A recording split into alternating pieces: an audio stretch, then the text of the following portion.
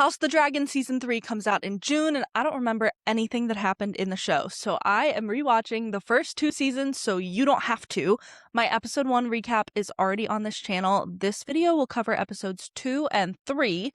I'm trying to put out 2 videos each week so I can fully recap this series before Season 3 starts airing. If you don't know me, I'm Sophia, and I will be your guide as we wade through the treacherous political waters of Dance of the Dragons. So without further ado, let's talk episode 2. Episode 1 left off with Rhaenyra being named heir to the Iron Throne and Princess of Dragonstone, with all the nobles swearing fealty to her. Episode 2 picks up 6 months later. The episode opens with screams of pain as wounded soldiers are being eaten alive by crabs. Yay! We will come back to that. Viserys is at the small council with Rhaenyra as his cupbearer because one of the Kingsguard has died in his sleep and they need a new knight to serve in the Kingsguard. There are 7 Kingsguard at any given time, so they will be bringing in some of the best knights in Westeros and bestowing this honor on one of them. Corlys storms into the small council because more ships have been lost in this skirmish with the Triarchy over the Stepstones. The Triarchy has now this pirate prince who's leading the attacks, and he's called the Crab Feeder because he nails his enemies to posts on the beach and leaves them to be eaten alive by crabs. Truly one of the worst ways to go. Corlys says they should stop squabbling over court nonsense when ships are being lost and shipping lanes are being disrupted, but Otto says chill. We'll compensate you for your ships and give a little something to the families of the men. But Corlys does not want compensation. He wants to seize the Stepstones' territory by force and kill the Crab Feeder. Viserys says he's not prepared to start a war with the Free Cities, and Beesbury, Master of Coin, agrees and says the losses would be incalculable. Corlys gets all up in Beesbury's face and says, well, no wonder the Crab Feeder is comfortable making enemies out of us. We have a bunch of people on this council with no backbone. Prince Daemon has seized Dragonstone and fortified it with his own personal army of gold cloaks, and the crown has done nothing about it. And Otto says, whoa, be careful. Just because you're on the king's council does not make you equal to the king. Watch your mouth. Viserys, ever the peacemaker, is like, listen, Corlys, I've sent envoys to the Free Cities to see if we can resolve this diplomatically, and there are ships and men at the ready if this goes wrong.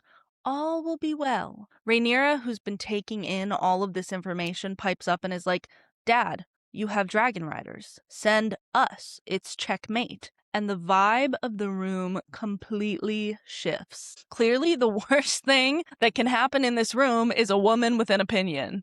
Viserys tries to shut her down, saying it wouldn't be that simple, but Rhaenyra holds her ground, saying it would be a show of force. Corlys is like, well, at least she has a plan, which upsets Viserys and Otto. Otto basically says in so many words, sire, your majesty, this woman is too opinionated. We need to get her out of this meeting. And Viserys has the Lord Commander take her to choose the new Kingsguard because this guard will be her protector. Now, if I were Viserys and I named my daughter as my heir, I would not be kicking her out of my council meetings just because my feelings were hurt, but that's just me. Cut to Rhaenyra in the courtyard, choosing a new Kingsguard. Otto is there, Rhaenys is there, the Lord Commander, who, by the way, his name is Sir Harold Westerling. He becomes sort of important later. He's there too. Otto and Sir Harold want her to choose someone from one of the great houses, which could strengthen alliances for the crown, but Rhaenyra points out that these are all tourney knights. They have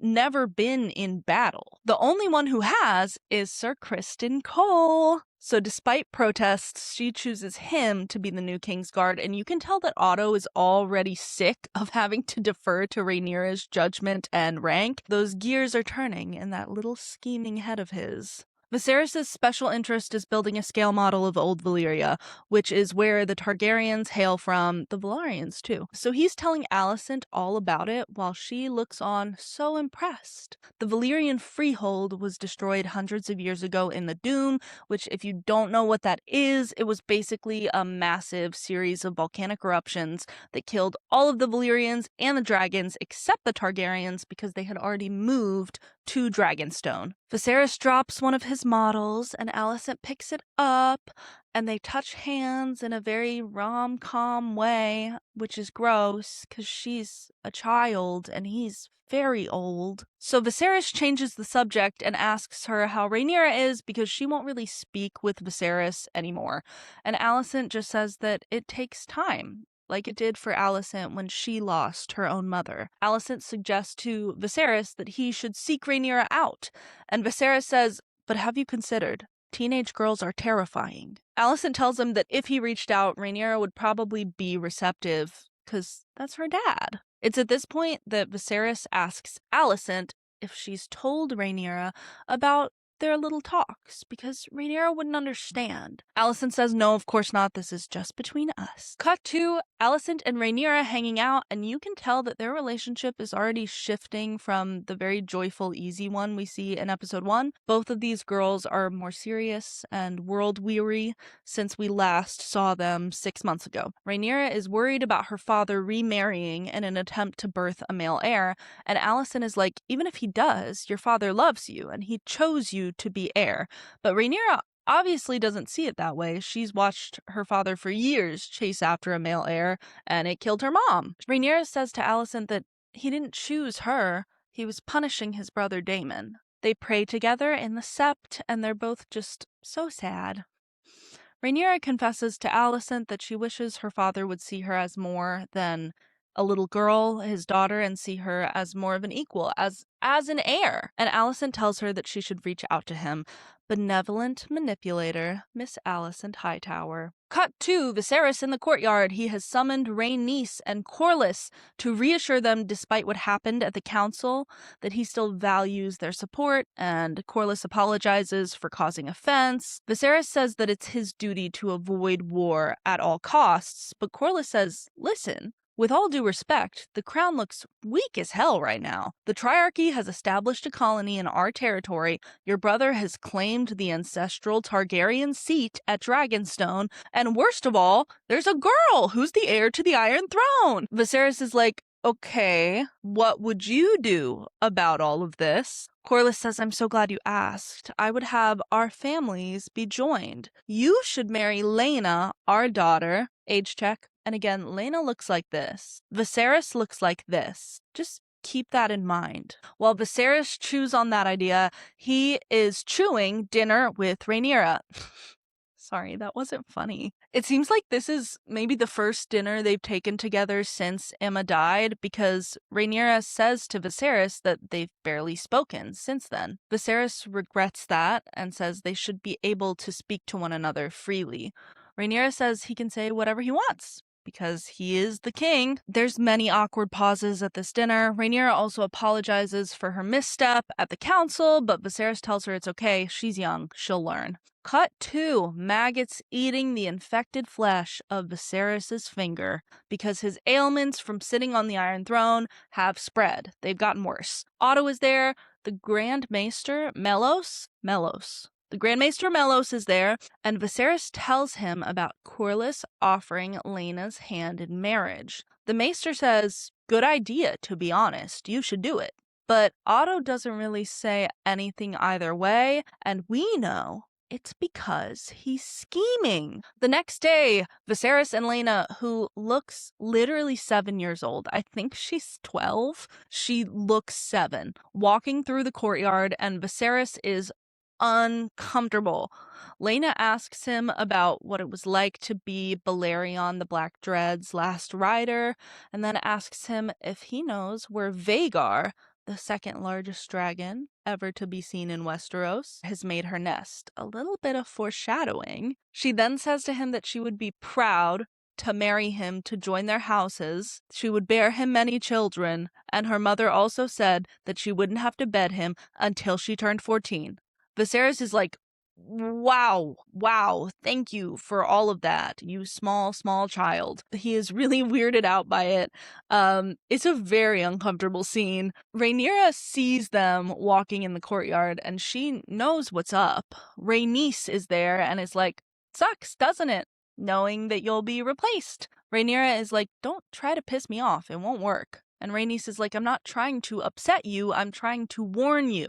Your dad will take a wife, have more children, probably a son in the mix, and when your father dies, that son will become king. The men of the realm already had a chance to choose a queen, and they denied it. Rhaenyra says, actually, they didn't deny a queen, they just denied you, Mrs. Queen who never was. They kneeled for me. And Rhaenys is like, don't be stupid. Men would sooner put the realm to torch than see a woman ascend the Iron Throne. And your dad isn't stupid. He knows that. Really reminding Rhaenyra of her lack of power and agency, even though she is the heir to the throne. Not necessarily in the kindest way, but at this point, Rhaenys is really the only one willing to tell Rhaenyra the truth. Later that night, Viserys and Alicent are having dinner together, and Viserys can't help but bring up the idea of marrying Laena, and says he barely even knows her, and she's so young. Meanwhile, Alicent, age 15, is sitting across the table like, well, I'm sure she'll grow to care for you, just like I do. Alicent, shut up! Thankfully, Otto comes in and interrupts because there's an emergency small council meeting.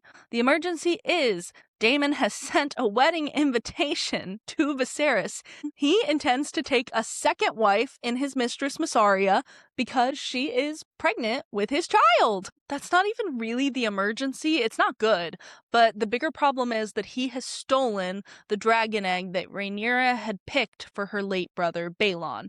Viserys wasn't that angry about the polygamy and raising the army of gold cloaks, but he is very, very angry about this and wants to go to Dragonstone himself. But Otto says it's too dangerous and that he will go and that he is taking Sir Criston and Sir Harold and a bunch of other guys who don't matter. As Alicent gets Otto ready for his journey, he tells her how pretty she is, pokes at her insecurities, and asks her if she will go see the king tonight. She says, if you wish it. And we already know he wishes it. Now, everyone's at Dragonstone. On one side, Otto, Sir Criston, Sir Harold, and on the other, Daemon and Mysaria and his gold cloaks. Otto is like, dude, disband the gold cloaks, give back the egg, banish your mistress, and relinquish Dragonstone. Daemon says no! And when Otto threatens Mysaria, Daemon draws Dark Sister and his scary-ass dragon Caraxes, who, by the way, they call the Bloodworm,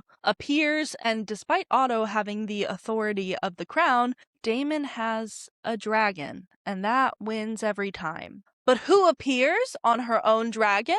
It's Rhaenyra, who dismounts and approaches Daemon. She is here against her father's orders, and she calls his bluff. She says, you want to be the heir so bad? You want to be Prince of Dragonstone? Do it. Kill me now and get it over with. And guess what? Daemon can't. He loves his niece in more ways than one. He returns Balon's egg to Rhaenyra and walks back into her castle with Mysaria. Mysaria, who is, by the way, very upset with Daemon because this was the first time she was hearing about them getting married and her being pregnant. So this was really just Daemon throwing a massive temper tantrum, but whatever. Back in King's Landing at the Red Keep, Viserys is mad at Rhaenyra for disobeying him, but on the other hand, she solved the problem and no one died, so we'll call it a win. And finally, he acknowledges the dragon in the room. He needs to remarry. He doesn't want to. He still loves Aemma. He won't replace Rhaenyra as heir, but the realm needs a spare. Rhaenyra is sad, but she gives her father her blessing. She understands. And, oh god, she is going to regret that. Viserys brings the small council together, Rhaenyra included, to tell them all that he is getting married. To who? Oh, what? To Alicent? Shock, awe, horror. Corlys and Rhaenyra storm out, both of them humiliated and insulted. Corlys storms all the way back to his territory, Driftmark, bitching and moaning. Remember, they are also of Old Valyria, they just weren't a dragon-riding family. Instead, they made their fortune out on the seas. How do you think House Velaryon became the richest house in Westeros? Corlys did 9 different voyages, making money the whole way. Knock knock, it's Daemon at Driftmark. Corlys cuts right to the chase and says, listen, your dumb brother insulted both of us. And Daemon says, don't call my brother dumb. I'm only allowed to do that. That's a direct quote.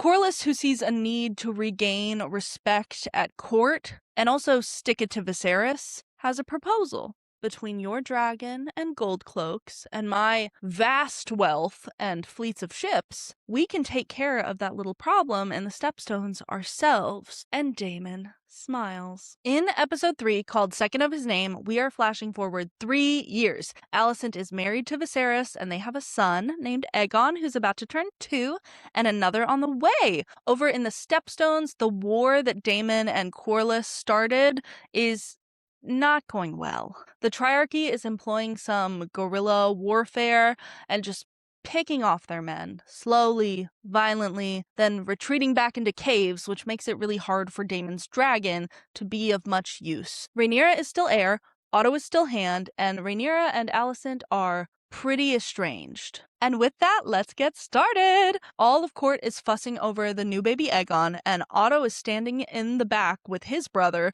like the evil royal vizier that he is, plotting and scheming to make Viserys name his grandson heir over Rhaenyra. A Lannister dude, I will Google his name when it becomes important. Rushes in to tell Viserys that there's an urgent message from the Stepstones. Like I said, it's not going well over there. And Lannister is like, if there were ever a time for the crown to intervene, it would be now. Insert puppy dog eyes, but Viserys turns him away.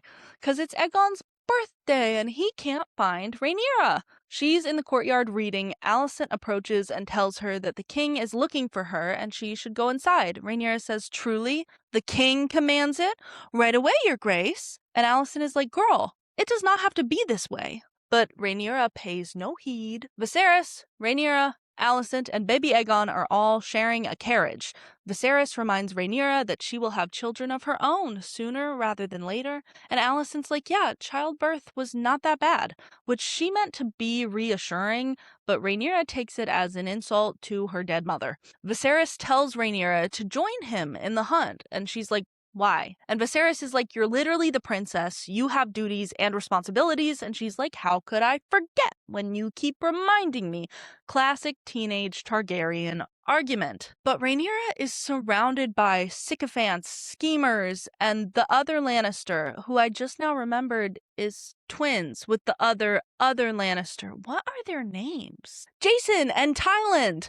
Tyland was the one from earlier. Jason is the one schmoozing Rhaenyra in the royal tent, while everyone around her keeps hinting that Aegon will be named heir and she will be married off. I'm just saying, I understand why she runs off. People are comparing her baby brother to Aegon the Conqueror and trying to catch a white stag as a symbol of his divine right. I would steal a horse too. Sir Criston Cole goes after her and is like, girl, what was all that?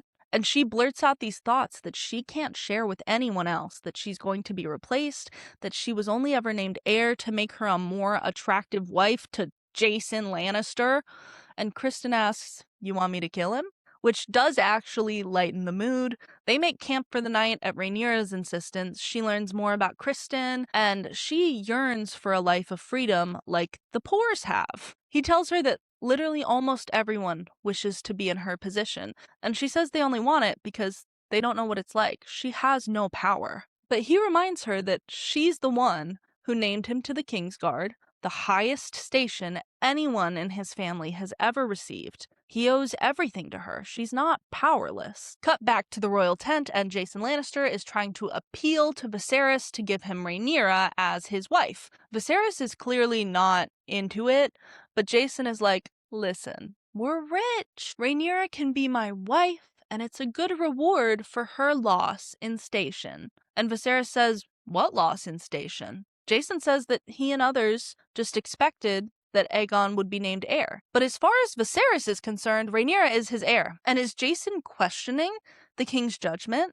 Is there rebellion to report? Jason is perturbed by this and is like, almost as perturbed as I am that there's a Jason in the Game of Thrones universe. Viserys asks Otto what he thinks of Jason's proposal, and Otto reminds him that he's king. He can tell Rhaenyra to do whatever he wants. He can command it. But Viserys doesn't want to command her. He genuinely wants her to be happy. Otto says, well, you could always avoid the issue entirely and marry Rhaenyra to Aegon. And Viserys is like, Aegon? My 2-year-old son to my 17-year-old daughter? please shut up now. I am done talking politics. But politics are not done with him, because another lord on the small council, Lionel Strong, asks Viserys if he wants his opinion. Viserys says, "Let me guess. You think that your son, Sir Harwin, the strongest knight in all the land, should marry Rhaenyra?" And Lionel's like, "No, I'm being serious. I think you should marry Rhaenys and Corlys's son, Laenor. It would smooth over the offense of you marrying Alicent instead of Laena, and Rhaenyra would marry heir to the largest fortune in Westeros. Of course, if Laenor survives the battle in the Stepstones." Viserys has much to think about as he stumbles off drunk to the bonfire while Alicent pleads for him to go to bed. He tells her about a vision, or a dragon dream, if you know what that is, of having a son who wears the conqueror's crown. He used to believe that it was a prophecy, but his obsession with making it come true killed Emma, and he thought that naming Rhaenyra heir would assuage his guilt and set things right, but he never imagined remarrying or having a son. Poor Alicent, I know she has to listen to this man whine 24/7. Rhaenyra and a reluctant Sir Criston set up camp in the woods. Rhaenyra asks Criston if he thinks the realm will ever let her be queen, and he says they won't have a choice. A boar attacks them, Criston stabs it, Rhaenyra stabs it many, many times, gets blood everywhere. And in the morning, Viserys' men haven't caught the white stag, so they bring him a regular one. Viserys fails to kill it on the first try, a symbol of his growing weakness in both body and mind. On the way back to camp, the white stag appears to Rhaenyra and Sir Criston. Criston starts to draw his sword, but she says no. She wants it to be free. They arrive back at camp, and what a sight. The princess, covered in blood, trailing the dead boar on the horse behind her. Everyone is staring. Otto, Viserys, Jason, baby Aegon, and the strongest knight in the Seven Kingdoms, Sir Harwin Strong. Cut to Alicent in her chambers, back in the Red Keep, and Otto visits her for some light small talk, and to tell her that if she doesn't betray her friend and scheme to get her own son on the throne, the entire continent will fall to war, and it's her fault! Jeez! Alicent wants to be loyal to Rhaenyra, but Otto is steadfast. Aegon will be king, whether Viserys wants him to be or not. So Alicent needs to make sure Viserys sees sense. So Alicent visits Viserys and they discuss two things. One, Rhaenyra's willingness to get married, and two, Corlys's brother, Vaemon's request to the king for help in the Stepstones. Viserys says he'll look weak if he aids them in a war that he didn't approve of, while Alicent argues that he'll just look like a man who loves his brother. And is it better for the realm if the crab feeder dies or lives? Viserys summons Rhaenyra to tell her that he has decided to send aid to Daemon and Corlys in the Stepstones and asks if she agrees. She says, "Well, it doesn't matter what I think, you're just gonna marry me off anyway." Viserys is like, "Girl, I am trying to help you. Why won't you let me help you?" And she says, "Because you have always wanted a son, and now you have one, and you're going to replace me as heir with Alicent's son, and now these men of the realm are circling like vultures trying to get my hand in marriage." But again, Viserys is certain of his choice, and he affirms to her that she is his heir, but she has to get married, to forge alliances, to gain advantages, to shore up her claim to the throne. And Rhaenyra says, "But if this was all for political advantage, then you would have married Laena." And there it is, the hurt that really never goes away for Rhaenyra, that she was lied to by both her father and her best friend right after her mom died. Viserys says that's true, but my point still stands. You need to marry and have kids to strengthen your position. I'll even let you decide who it is. As she leaves, he swears to her on Emma's memory that he will never supplant her. God, it's like watching an 8-hour car crash. Cut to the Stepstones. I have to be honest, guys. This subplot was pretty boring to me, so we are going to speed through it. Laenor is now older and a warrior and a dragon rider in his own right. Corlys and Vaemon are there. Daemon and his dragon are there. Vaemond hates Daemon. Vaemond is just kind of a hater to his core, and it will eventually be his downfall. He has this one line where he's like, "My lord, if you do not seize control of this war, the crabs will dine on all of us." That's like word for word what he says. It was really funny. It took me out of it a little bit. It sounded very silly. Anyway, Daemon gets word that the king is sending aid, which makes everyone happy but Daemon, who rows out by himself to the crab feeder and pretends to surrender before killing the crab feeder in like a 30v1 extravaganza. He almost dies, but he doesn't, and then the king's reinforcements arrive, and Laenor and his dragon handle the rest. I do have to admit, this battle scene rocks. The dragons, the fight choreo, Daemon covered in blood, it was all chef's kiss. And that was episode 3. This episode definitely felt like a lot less happening, even though it's 10 minutes longer than episode 2. I don't really have a long outro because I'm already working on episodes 4 and 5, which should be out in a few days. Again, I'm Sophia Lynch. Thanks for watching. I have music out under my name on all streaming platforms, including this YouTube channel. And please make sure to like the video if you'd like me to keep making these, or even if you just made it to the end of the video. Thanks for watching.